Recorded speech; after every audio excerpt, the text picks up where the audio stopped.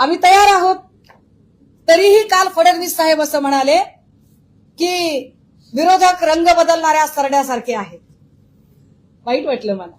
मुख्यमंत्री महोदयांकडून अशी भाषा अपेक्षित नाही.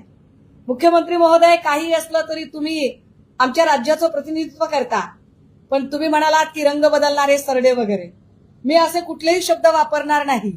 पण रंग बदलणारा सरडा काय असतो? आम्ही तर असं कधी काही केलं नाही, पण काही फोटोज आपल्याला दाखवले पाहिजे. ताई, एक एक फोटो घ्या आता हातात. घ्या करुणाताई, फोटो घ्या.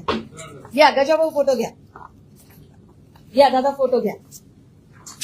घ्या फोटो घ्या. अजून एक हातात घ्या फोटो. त्यांच्या हातात द्या. अजून एक घ्या. अजून एक घ्या. रंग बदलणे, रंग बदलणारा सरडा असो ते म्हणाले. घ्या. दोन दोन फोटो घ्या हातात. घ्या भाऊ, फोटो घ्या हातात. अजून खूप आहेत माझ्याकडे. बापरे, इतके फोटो म्हणजे मी आता काय एवढे फोटो कसे घेऊ मी, मला समजत नाहीये. बघा, जमलं तर दादा घ्या बरं अजून एक फोटो. रंग बदलणारा सरडा असं म्हणाले की काय फोटो. बापरे, आम्ही म्हणणार नाही असं काही. देवेंद्रजी, आम्ही असं अजिबात बोलणार नाही रंग बदलणारा सरडा वगैरे. पण हा हा सॉरी. हा सॉरी दादा, सॉरी सॉरी सॉरी दादा.